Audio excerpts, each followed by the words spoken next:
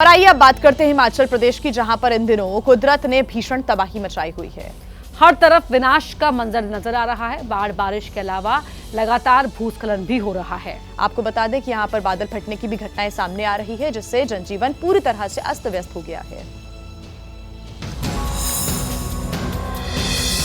हिमाचल प्रदेश में कुदरत ने जमकर कहर बरपाया है और यहाँ तबाही के निशान हर जगह देखने को मिल रहे हैं। 20 जून से हिमाचल प्रदेश में लगातार बारिश जारी है। कुदरती आपदा से सबसे ज्यादा मंडी जिला प्रभावित है। हिमाचल में प्राकृतिक आपदा से 62 लोगों की मौत हो चुकी है, जबकि 103 लोग घायल हैं। 56 लोग अब भी लापता हैं। 223 मकान क्षतिग्रस्त हैं। अकेले मंडी में 168 मकान ढह गए। 80 से ज्यादा मवेशी मारे गए। बारिश भूस्खलन से हिमाचल प्रदेश की 245 सड़कें बंद हैं। सिर्फ मंडी में ही 151 सड़कें बंद हो चुकी हैं। कुल्लू में 37, शिमला में 27 सड़कें ठप हो गई हैं। 283 करोड़ रुपए से ज्यादा का नुकसान हो चुका है। जल शक्ति विभाग को 163 करोड़ रुपए का नुकसान हुआ है। PWD विभाग को 117 करोड़ रुपए का नुकसान पहुंचा है। पूरे राज्य में 918 ट्रांसफार्मर ठप पड़ गए। 683 पेयजल योजनाएं भी प्रभावित हुई। 8 जुलाई तक खराब मौसम का अलर्ट जारी किया गया। बताने की जरूरत नहीं है कि तबाही कितनी भयानक है।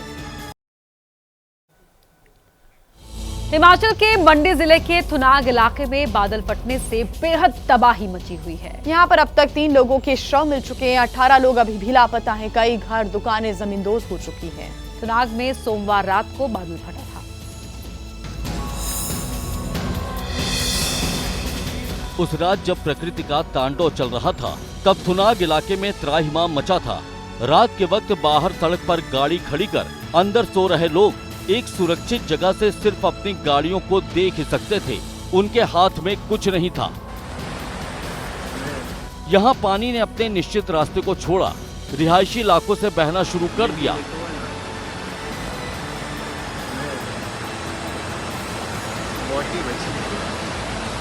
जिसके बाद गलियों के किनारे बने घर मलबे से पट गए। इन दोनों घरों में इंसानों की जगह नहीं, सिर्फ मलबे का कब्जा है। नदी किनारे घरों की तबाही अब साफ दिख रही है। थुनाग के बाजार में बने लगभग हर घर तक पानी का मलबा पहुंच गया था।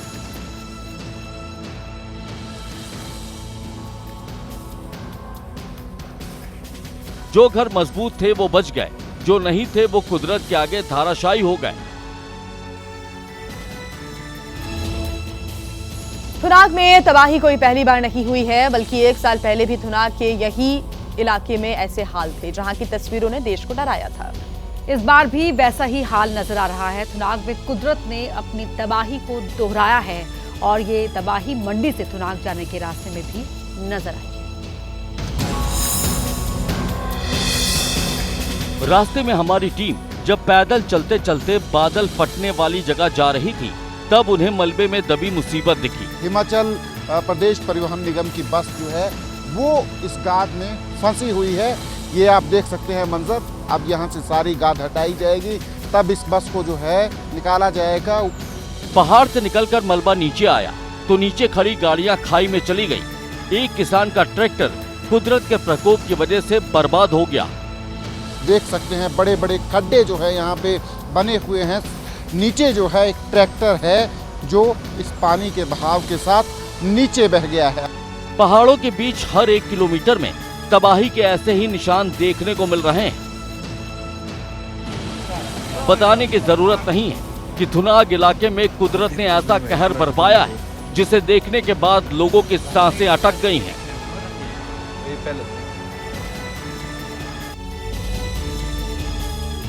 हिमाचल के पहाड़ इस वक्त मुसीबत से भरे हुए हैं। पहाड़ों में अभी गाड़ी चलाना अपनी जान को कुदरत के हाथों में सौंपने जैसा है।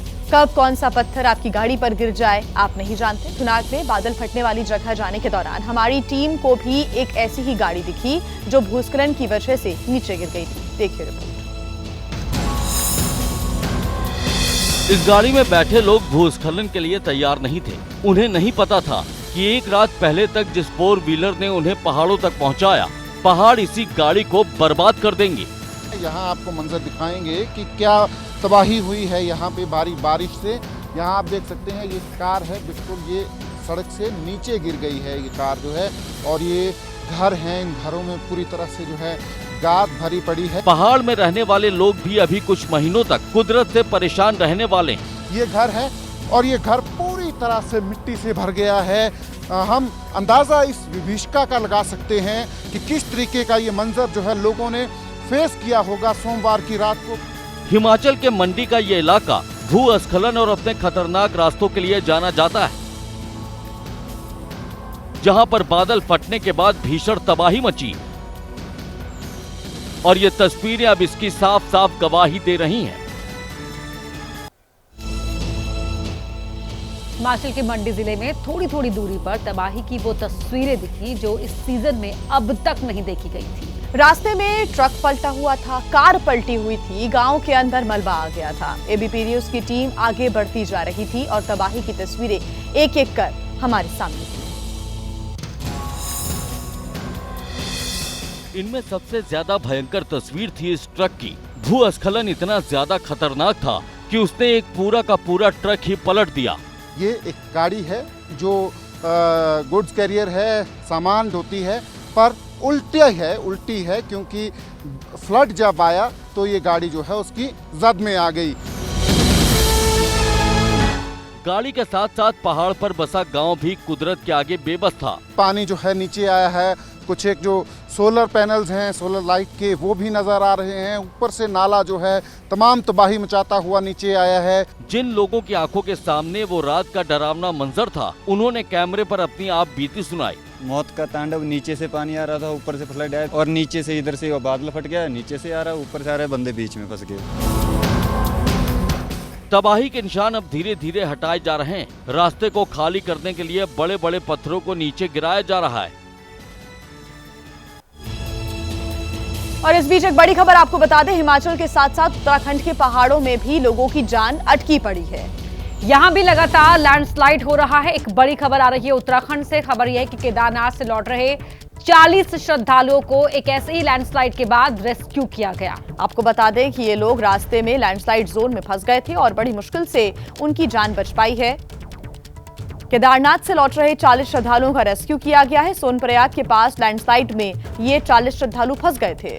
बीती रात 10 बजे से ये श्रद्धालु वहां फंसे हुए थे। एसडीआरएफ के जवान मौके पर पहुंचे। श्रद्धालुओं को सकुशल बाहर निकाल लिया गया है, उन्हें रेस्क्यू कर लिया गया है, लेकिन रास्ता भी फिलहाल केदारनाथ के यात्रियों के लिए बंद रखा गया है।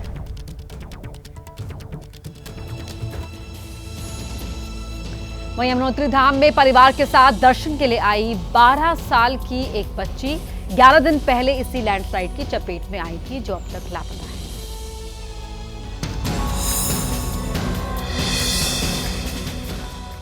दिल्ली से आए इस परिवार की बेटी यमुनोत्री धाम में परिवार के साथ दर्शन के लिए आई थी। तभी पहाड़ पर लैंडस्लाइड हुआ और बच्ची उसकी चपेट में आ गई।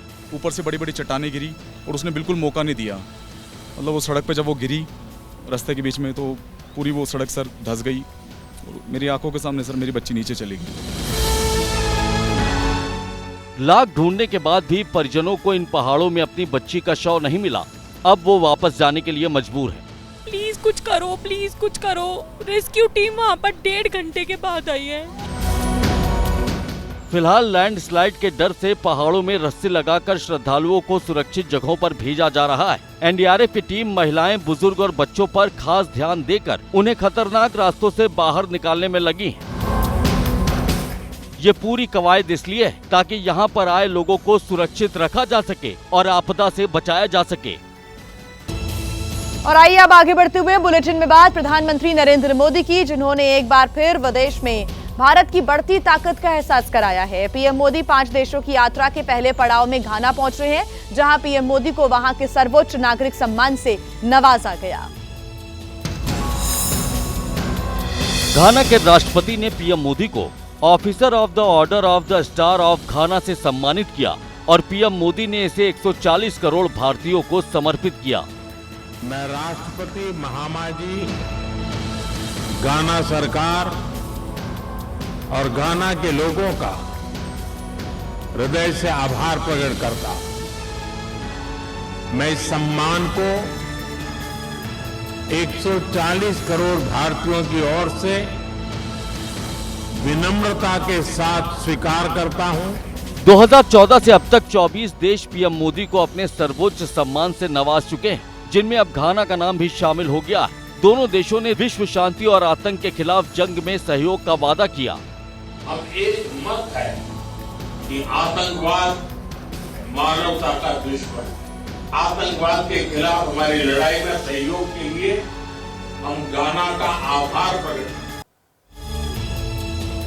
प्रधानमंत्री नरेंद्र मोदी के घाना दौरे का आज दूसरा दिन है और दौरे के पहले दिन पीएम मोदी का भव्य स्वागत भी किया गया और दोनों देशों के बीच 4 अहम करार पर दस्तखत भी हुए हैं। 3 दशक बाद किसी भारतीय पीएम ने घाना की धरती पर कदम रखा, लिहाजा इस ऐतिहासिक दौरे पर स्वागत भी ऐतिहासिक हुआ। पीएम मोदी जब घाना की राजधानी अक्रा पहुंचे तो घाना के राष्ट्रपति प्रोटोकॉल तोड़कर एयरपोर्ट पहुंचे। गर्मजोशी से पीएम मोदी का स्वागत किया। राष्ट्रपति जी स्वयं एयरपोर्ट आए, यह मेरे लिए बहुत बड़े सम्मान की बात है। दोनों देशों के बीच डेलीगेशन लेवल की वार्ता हुई, द्विपक्षीय वार्ता भी हुई। दोनों देशों के बीच 4 अहम करार हुए। संस्कृति के आदान प्रदान के कार्यक्रम पर एमओयू साइन हुआ। भारतीय मानक ब्यूरो और घाना स्टैंडर्ड अथॉरिटी के बीच करार हुआ। पारंपरिक चिकित्सा शिक्षा प्रशिक्षण और अनुसंधान में सहयोग के लिए समझौता हुआ।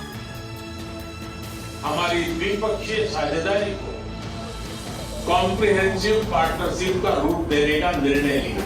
घाना के राष्ट्र निर्माण की यात्रा में एक सहयात्री और 30 साल के बाद कोई भारतीय प्रधानमंत्री घाना के दौरे पर पहुंचा। ऐसे में भारतीय समुदाय के लोगों की खुशी का ठिकाना नहीं रहा। उन्होंने पीएम मोदी का शानदार भव्य स्वागत किया। पीएम मोदी जब घाना के होटल पहुंचे तो उनसे मिलने के लिए बड़ी संख्या में भारतीय समुदाय के लोग मौजूद थे। मोदी, मोदी, मोदी, मोदी।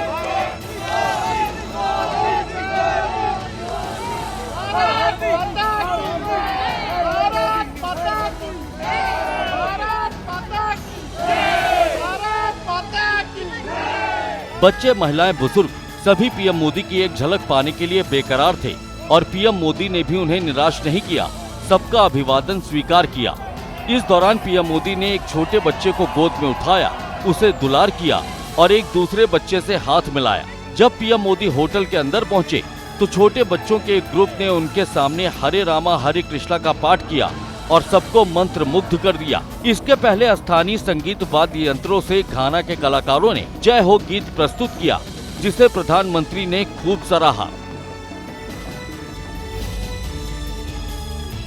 अमेरिका की राजधानी वॉशिंगटन डीसी पहुंचे विदेश मंत्री एस जयशंकर ने एक बार फिर से आतंकवाद को लेकर पाकिस्तान पर करारा हमला बोला।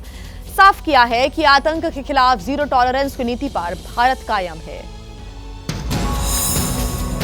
विदेश मंत्री एस जयशंकर ने साफ किया कि भारत किसी भी आतंकी वारदात को बर्दाश्त नहीं करेगा और अगर पाकिस्तान की ओर से किसी नापाक हमले की कोशिश हुई तो अपने बचाव में भारत कड़ी से कड़ी कार्रवाई करेगा। Perpetrators of terrorism must be held accountable. They must be brought to justice, and that's important because we then have to communicate to the world that what we did during, on 7th May, the objective of Operation Sindoor is that if there are attacks, if there are terrorist attacks, we will act against the perpetrators, the supporters, the financiers, the enablers.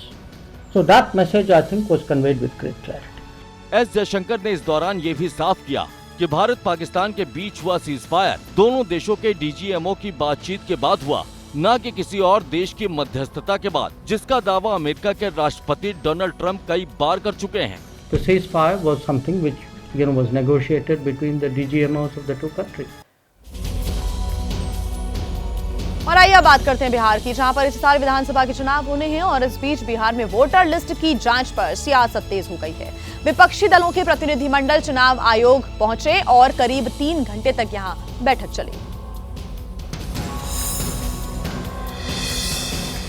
प्रतिनिधिमंडल में 11 पार्टियों के नेता शामिल थे।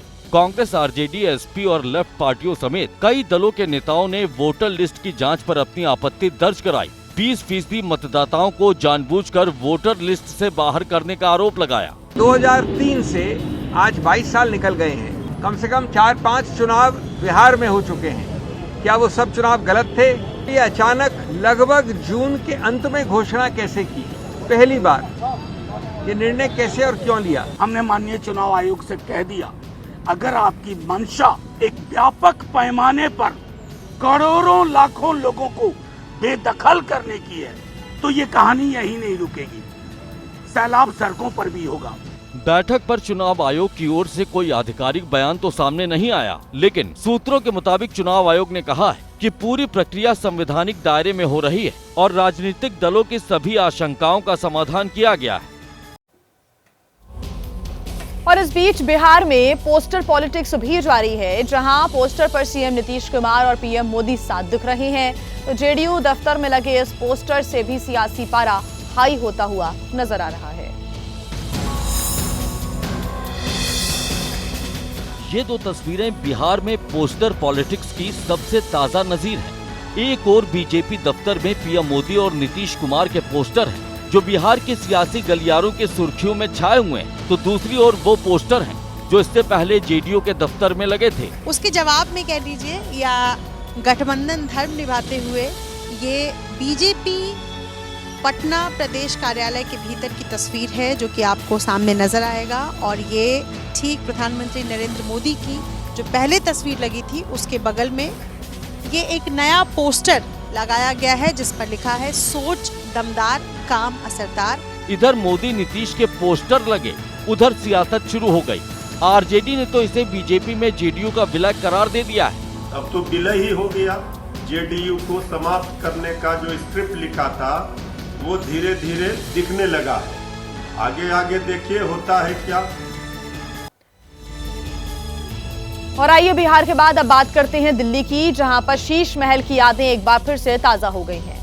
आपको याद होगा कि बीजेपी ने केजरीवाल के सरकारी आवास में हुए रिनोवेशन को कितना बड़ा मुद्दा बनाया था और इस बात को लेकर हर मंच पर शीश महल का जिक्र होता था, लेकिन अब खुद दिल्ली की मुख्यमंत्री कई लोगों के निशाने पर आ गई है। उसकी वजह यह है कि दिल्ली की सीएम रेखा गुप्ता के सरकारी निवास पर 60 लाख रुपए खर्च करने का सरकारी प्लान बनाया गया है।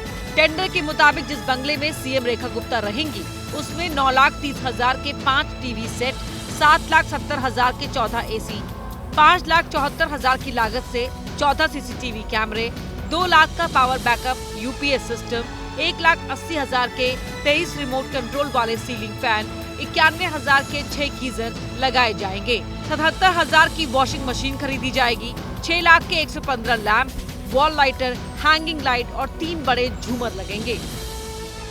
शीश महल पर घिरने वाली आम आदमी पार्टी इसे माया महल बता रही है, तो सीएम रेखा गुप्ता कह रही हैं कि सरकारी बंगले के रेनोवेशन पर खर्च हो रहा है, उससे जनता को ही लाभ होगा। ये शीश महल है जो जनता को समर्पित कर उनकी सुविधा के लिए आज दिया गया है। इंडिया गठबंधन के सांसद हनुमान बेनीवाल के घर की बिजली काट दी गई है। जी हां, उन्होंने लंबे वक्त से बिजली का बिल जमा नहीं किया था, जिस पर हनुमान बेनीवाल का गुस्सा भड़क उठा। बकाया बिजली का बिल जमा न कराना इंडिया गठबंधन के सांसद हनुमान बेनीवाल पर भारी पड़ गया। बिजली विभाग ने उनके खिलाफ आदेश जारी किया और बिजली विभाग के कर्मचारियों ने हनुमान बेनीवाल के घर की बिजली का कनेक्शन काट दिया। हनुमान बेनीवाल के घर पर ही उनकी पार्टी का ऑफिस भी है। आरोप है कि उन्हें कई बार नोटिस जारी किया गया, लेकिन उन्होंने इसके बावजूद बिजली का बिल जमा नहीं कराया, जिसके बाद बिजली विभाग को एक्शन लेना पड़ा। हमने 5 कनेक्शन काटे, उसमें से सबसे ज्यादा बकाया प्रेम सुख बेनीवाल, सनोप श्री रामदेव बेनीवाल, इनका बकाया था। करीबन 10,75,000 का बकाया थे और इनको हमने 6 बार नोटिस भी दिया। हनुमान बेनीवाल के घर की बिजली कटने के बाद इस मसले पर सियासत भी तेज हो गई। हनुमान बेनीवाल ने इस मुद्दे को सियासी एंगल दे दिया। उन्होंने दावा किया कि सीएम भजन लाल शर्मा को खुश करने के लिए बिजली विभाग के अधिकारियों ने ये कदम उठाया है। उन्होंने कहा कि सब इंस्पेक्टर भर्ती जैसे तमाम मुद्दों पर वो सरकार को घेर रहे थे, जिससे तिलमिलाकर सरकार ने ये कदम उठाया है। बात यूपी के मेरठ की, जहां पर छेड़खानी को लेकर 2 समुदाय आमने सामने आ गए। हिंदू संगठन ने मामले को लेकर थाने का घेराव कर दिया और छेड़खानी करने वाले युवक के खिलाफ कड़ी कार्रवाई की मांग की गई। मेरठ में कोतवाली थाने पर हो रहा ये हंगामा हिंदू संगठन की ओर से किया जा रहा है, जिसका आरोप है कि विशेष समुदाय के युवक ने एक लड़की के साथ छेड़खानी की, जबकि लड़की के साथ मौजूद युवकों के साथ मारपीट भी की गई। मामले पर नाराजगी जताते हुए बीजेपी नेता कमल दत्त शर्मा की अगुवाई में बड़ी संख्या में लोग कोतवाली पहुंच गए। इस दौरान लोगों का गुस्सा भड़कता हुआ दिखाई दिया। लोगों का आरोप है कि सड़क के बीच युवकों के साथ मारपीट हुई तो लड़की के साथ छेड़खानी की गई। झगड़े की कोई सूरत थोड़ी होती है। वो आए और उन्होंने इस तरह से बदतमीजी शुरू कर दी और जिस निरंकुश लोग थे वो जिन्होंने ये करा है तो पुलिस की नॉलेज में आ गया, पुलिस ने ट्रेस भी कर ली है। इनका आरोप है कि विशेष समुदाय के कुछ लोगों की वजह से लड़के लड़कियों का सड़क पर निकलना दूभर हो गया है। वहीं अब पुलिस भी मामले में एक्शन लेने की बात कह रही है। कोतवाली क्षेत्र में विवाद हुआ था 2 पक्षों में, उसकी सूचना लोगों ने दी है। अब चिन्हित करके कार्रवाई की जाएगी जो संबंधित लोगों को। पुलिस के कार्रवाई का भरोसा देने के बाद लोगों का गुस्सा शांत हुआ और वो वापस लौट गए।